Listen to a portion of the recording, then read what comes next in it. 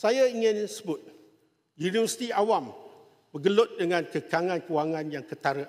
Akibatnya peluang kemasukan universiti awam mula ditentukan bukan lagi oleh merit tetapi kemampuan membayar. Saya telah sebut, saya tak nak ulang di sini. Tapi apa yang saya nak kata di sini, pengumuman PM seolah-olah memberi satu nafas baru. Tapi bila melihat perincian yang telah diumumkan, dia tak ada merangkumi khusus kejuruteraan. Farmasi tak ada. Perubatan pun tidak. Itu terhad kepada beberapa undang-undang, perakaunan, AI, bahasa dan sebagainya. Ia tak lengkap.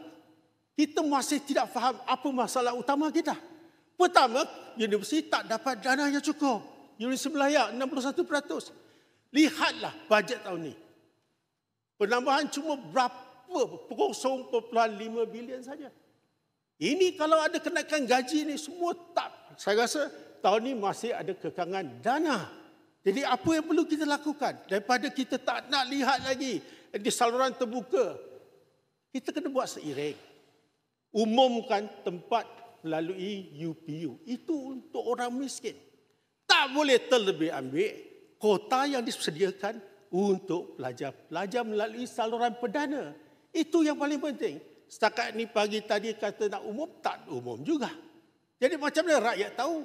Over and above mana? Kalau data pun tidak ada. Pelajar lagi bingung, tak tahu apa berlaku. Jadi saya minta, perkara ini perlu lihat. Adakah universiti awam dapat? Peruntukan cukup.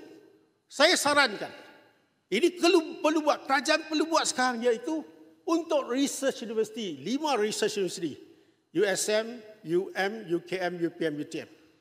Kita kena mewujudkan satu mekanisme endowment fund.